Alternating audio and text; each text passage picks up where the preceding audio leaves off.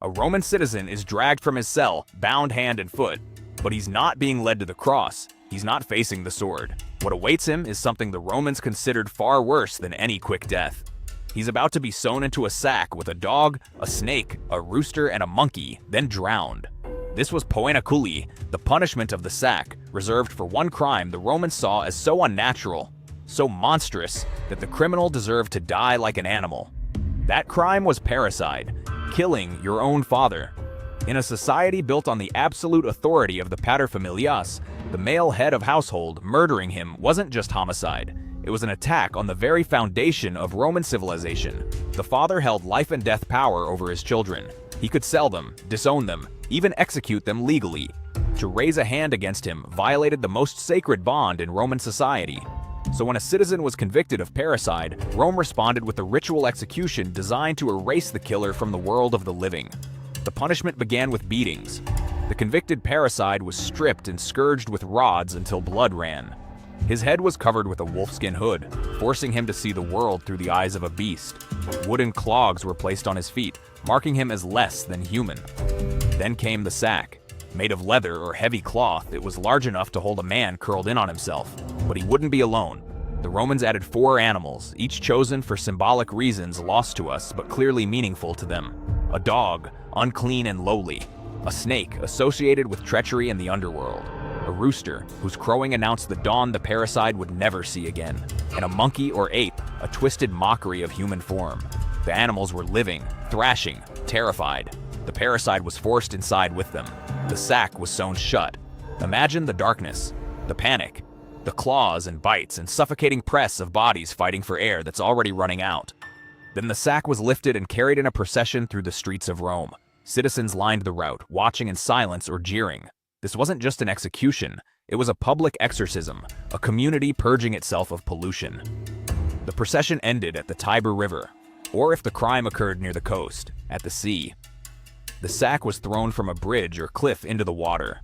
The parricide drowned tangled with the thrashing animals, in complete darkness, unable to cry out or beg for mercy. His body would never receive proper burial. His name was often officially erased from family records.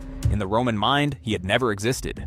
The earliest recorded use of poena cullei dates back to the Roman kings, centuries before the empire. By the time of the Republic, it was codified law. The famous orator Cicero mentioned it in his defense speeches, describing it as a punishment so ancient that its origins were shrouded in mystery even to Romans themselves. But here's what made it truly terrifying. It was used. This wasn't some dusty law that existed only in theory. Court records and historical accounts confirm Romans were actually sewn into sacks and drowned.